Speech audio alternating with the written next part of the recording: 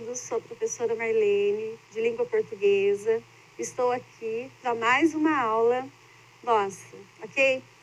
Voltando, então, para completar a aula passada, que nós já tivemos histórias em quadrinhos, né? Mas como a língua portuguesa, os gêneros textuais são muito amplos, então vamos dar continuidade a histórias em quadrinhos, ok?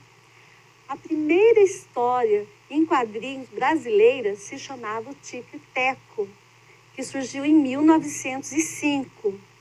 Em 1939 surgiu o Gibi, que eu também não sabia, faz pouco tempo que eu soube que a tradução de gibi é moleque, ok?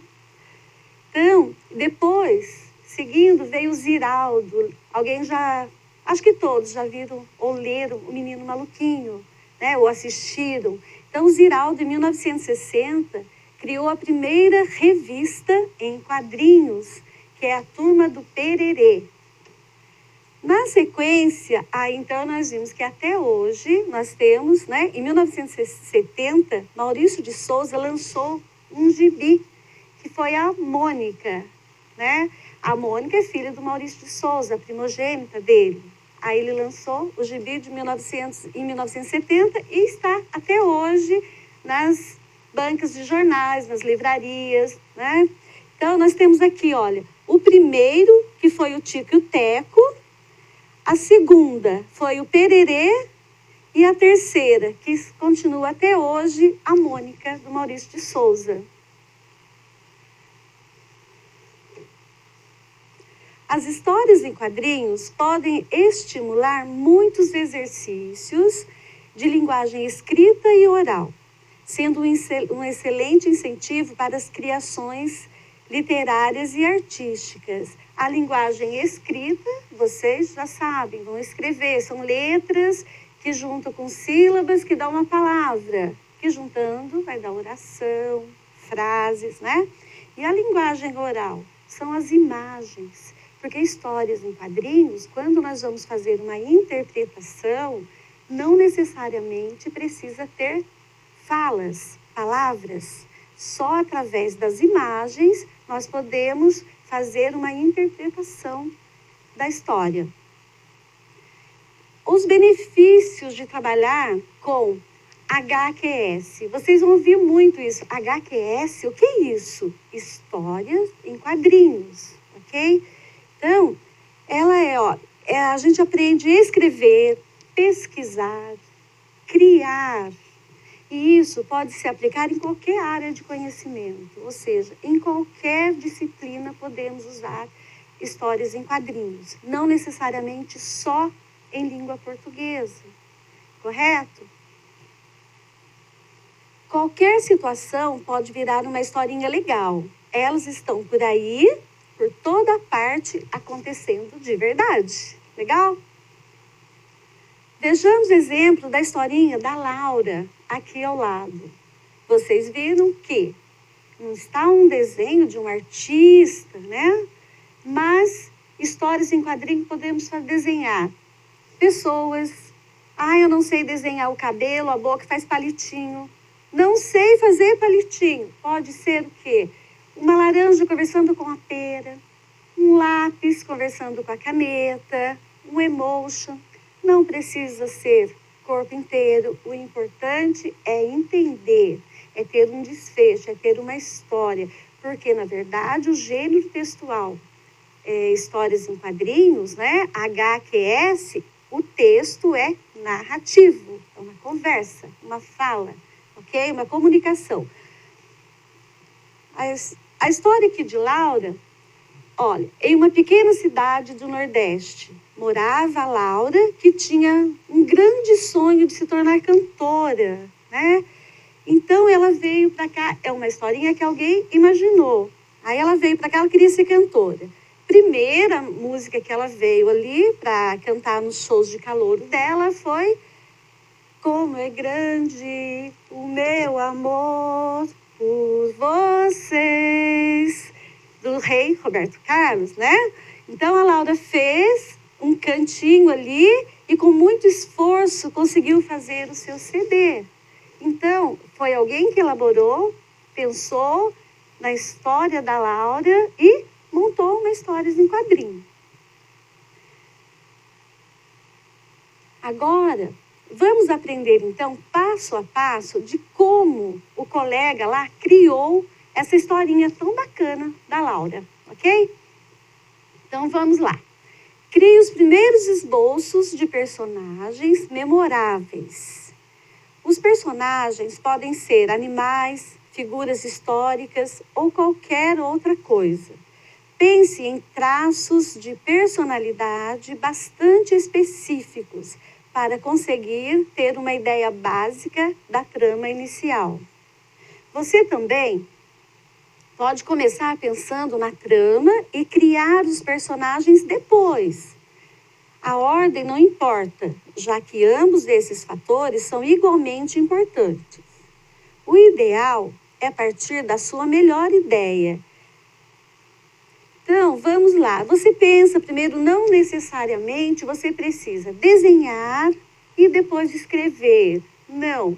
Tem muita coisa que você pode fazer aleatoriamente, porque não há necessidade de seguir passos e passos. Primeiro eu tenho que desenhar, depois escrever. Não. Pode pensar a história, elaborar, mudar no meio do caminho e depois escrever. Então, olha, números de quadrinhos. Eu vou fazer uma história em quadrinhos, então eu vou, se é história em quadrinho, eu vou ter que passar de 3 quadradinhos. Por quê?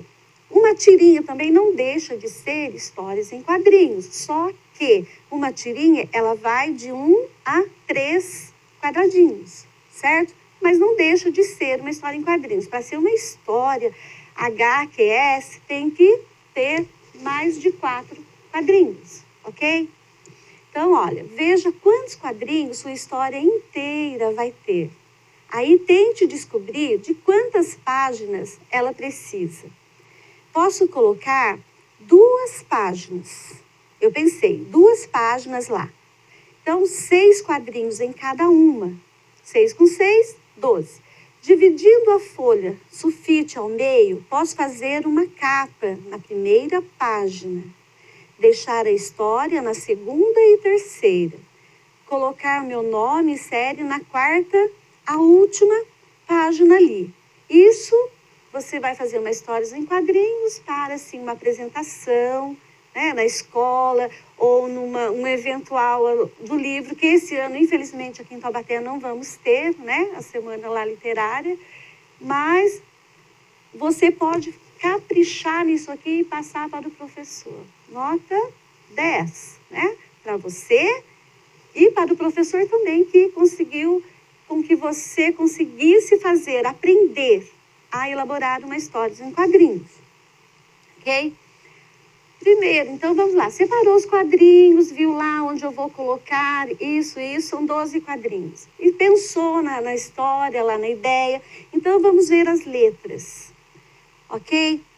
Use letras maiúsculas.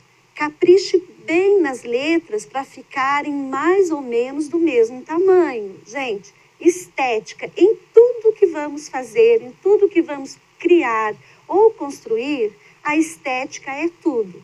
Desde a limpeza. Não vamos acabar de comer um salgadinho e vir com a mão suja de gordura, de açúcar lá no caderno, no livro, ok? Não, nunca façam isso. Então, você pode destacar as palavras mais importantes ou gritos com cores mais fortes, assim como nós usamos o negrito no computador. Escreva as letras antes de fazer o balão em torno delas, porque nós vamos ver para frente que as histórias em quadrinhos, as falas, é uma comunicação, tem um balão para cada fala, para cada pensamento, para ideia. Para frente nós vamos verificar isso. Aqui, vai que caia num processo seletivo, um concurso ou um exercício avaliativo para a gente interpretar uma história em quadrinho. No começo, eu disse para vocês, histórias em quadrinhos não necessariamente precisa ter fala, porque ela é oral e escrita. através das imagens. Então, nós vamos ler, interpretar através das imagens. Aqui nós temos ali, ó, o cascão. Por que chove? Blum! Né? O que é isso? Trovejou. Então, esse trovão, esse barulho, está dentro de um balãozinho, todo espetadinho ali, olha. Isso é uma onomatopeia. Nós vamos ver pela frente o que seja uma onomatopeia. Então, fez aquele barulho, olha o cascão, deu no pé, correu.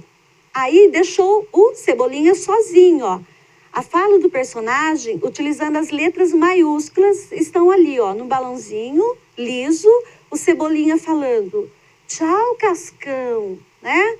Então, e o Cascão fugiu, entrou embaixo da sua cama, e a mãe dele, Cascão, o que foi isso? Ele, fiu, tipo assim, cheguei, né? Cheguei e vou me esconder de medo do barulho que eu escutei lá fora, que trovejou. Então, esse trovão, esse barulho é uma onomatopeia. Vamos verificar o que seja uma onomatopeia. Onomatopeia é uma figura de linguagem que reproduz fonemas ou palavras que imitam os sons naturais, quer sejam de objetos, de pessoas ou de animais. Esse recurso aumenta a expressividade do discurso.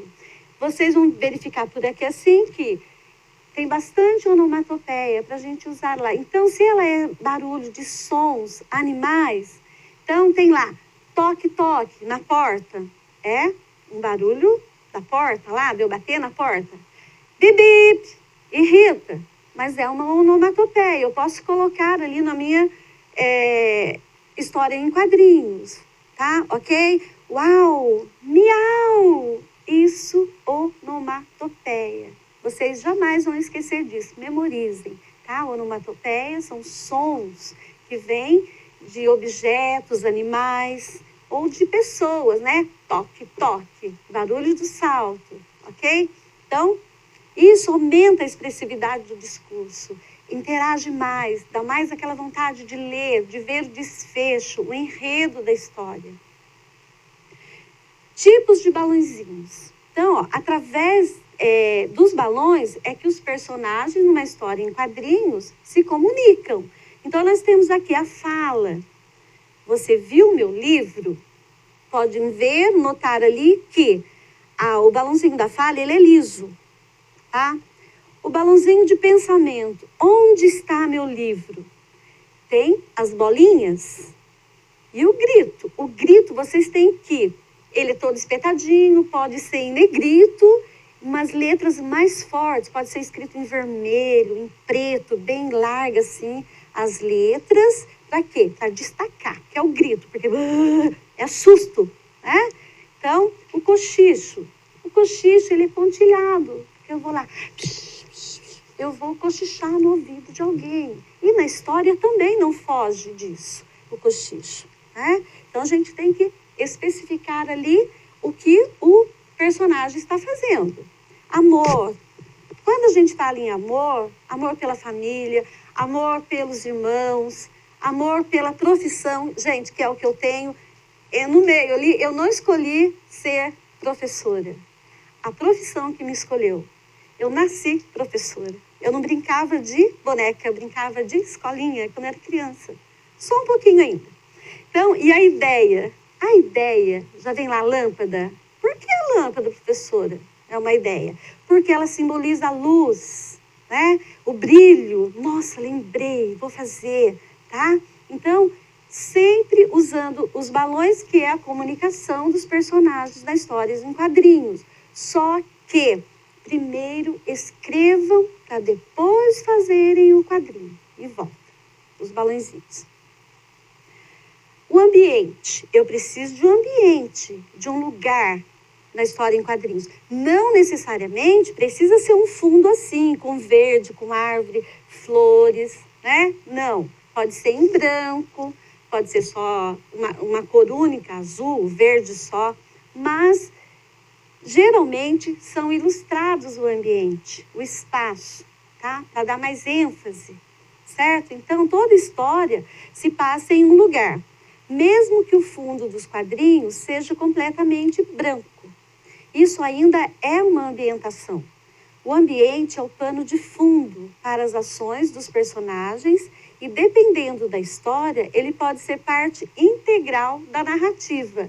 Como eu disse para vocês, o história em quadrinhos é um gênero textual e o texto, a fala, a comunicação é um texto narrativo, onde o narrador conta uma história, ou ele pode ser narrador-personagem e participar da história como personagem também, certo?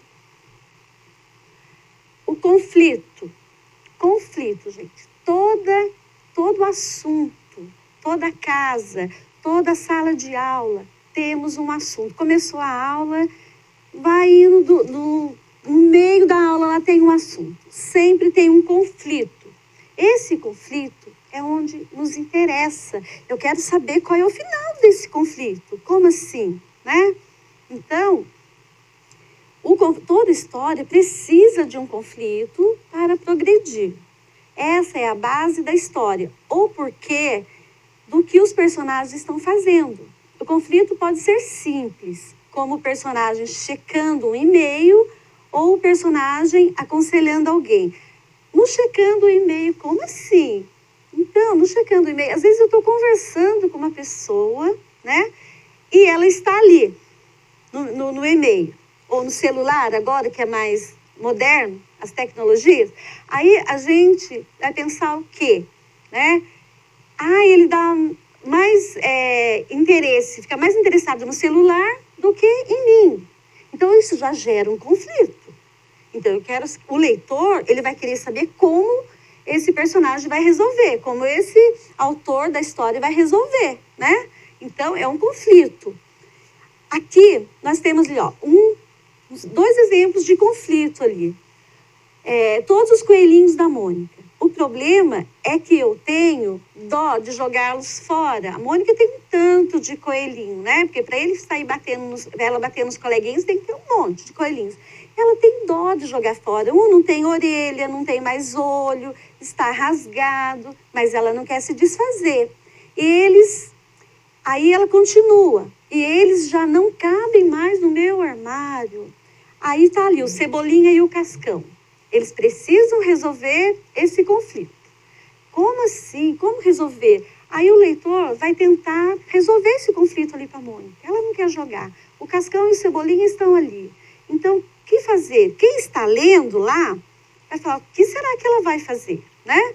Então, sugestões. Ela pode doar para uma creche, doar para uma instituição de caridade, que tem bastante crianças lá e não tem um brinquedo, não tem um coelhinho, mesmo sem uma orelha, rasgado, né? Não tem. Então, eu resolvi um conflito, mas cada um tem uma ideia para resolver esse conflito. Então, necessariamente precisamos ter um conflito no meio de um texto narrativo, certo? Aqui ao lado, lavar as mãos salva a vida. Só que um quer lavar, o outro não quer, um acha que é bobagem, o outro não. E necessariamente sim, é necessário lavar as mãos, né? Para nos alimentar, para ir para a escola. Acabou aquela aula, acabou lá, vou indo para o intervalo, eu lavo as mãos, seco bem para voltar para a sala. E agora, principalmente, tudo que a gente toca, nós temos que lavar a mão ou passar um álcool em gel para desinfetar, né? Então, isso é um conflito. É um resumo do que foi a historinha inteira. Só que aí agora, o que a gente espera? A gente espera de um filme, de uma novela, um final feliz, né? Vamos ver o final. O que acontece no final? O final é muito importante, né? A gente quer um final feliz. Por quê? Se aquele gibizinho lá eu li e não gostei do final da historinha, eu não vou mais ler, não quero mais. Mas se teve um final que eu gostei, eu me interessei, eu vou elaborar uma história, um quadrinho e vou colocar um final assim, parecido. Nunca um final triste. Senão eu não vou ter leitor para ler as minhas histórias, não é verdade? Então, é o desfecho, o final é o desfecho do trabalho. Imagine que todo leitor gosta de uma surpresa no final. Coloque a palavra fim no último quadrinho. Você elaborou os 12 quadrinhos lá escreveu a sua história, deixou tudo bonitinho. Chegou lá no final, no último quadrinho, você não pode deixar de escrever a palavra fim. Porque o último quadrinho com a palavra fim também é uma característica da história em quadrinho. Não se esqueçam disso, ok? E toda vez que for fazer uma interpretação de história em quadrinho, eu não vou fazer porque eu não entendi nada, porque não tem nada escrito. Mentira. Você vai olhar no rostinho dos personagens e vai interpretar, vai tentar entender o que ela está fazendo com aquela imagem dela. Está muito brava.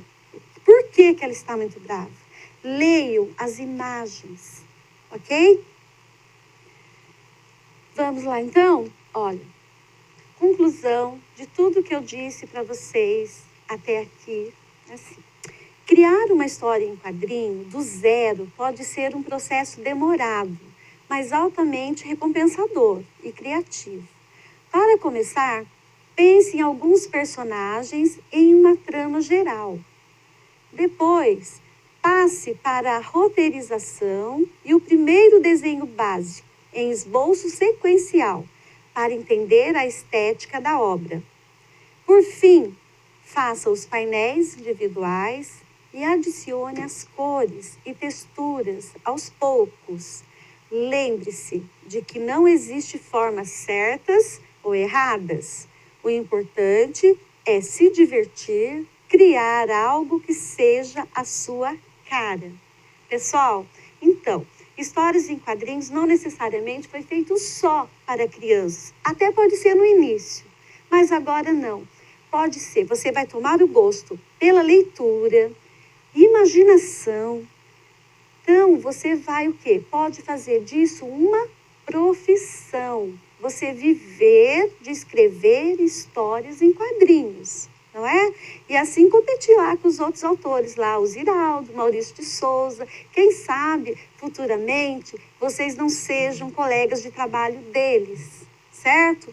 Então, ok? Então, eu espero que vocês tenham compreendido a aula de hoje. Se não entendeu, que leu, escutou uma vez, assistam 3, 4 vezes. Porque às vezes, em sala de aula, é explicado 1 ou 2 vezes. Você não entendeu? Muitos coleguinhas não querem perguntar novamente, de medo, de vergonha, pela timidez.